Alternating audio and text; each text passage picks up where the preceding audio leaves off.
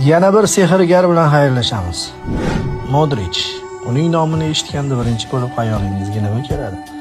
Masalan, Zidandan o'sha mashhur fint, Iniestadan ajoyib aylanib olish yoki finaldagi gol, Zlatandan allambalo gol. Uni nima deb eslaysiz? Modrich deganda birgina harakati emas, juda ko'p ajoyib o'yinlar xayolga keladi.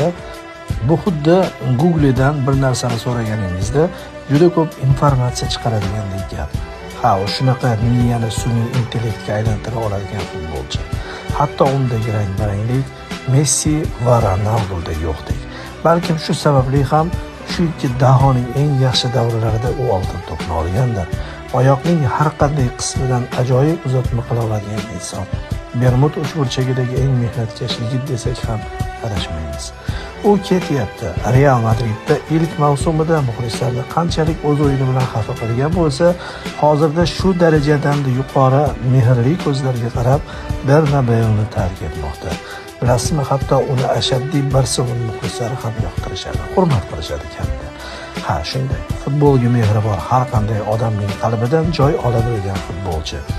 O'z soch turmagiga qanchalik sadoqatli bo'lgani kabi, o'z klubi va futbolga shunchalik sadoqatli qoldi.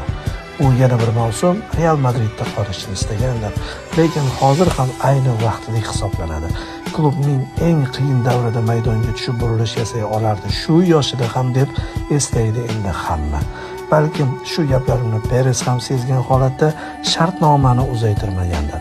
So'z oxirida bir iqtibos keltirib ketay. Maradona ikkinchi marta kelmaganidek, Modrich ham ikkinchi marta kelishi fizika qonuniga to'g'ri kelmaydi. Salomat bo'lasiz.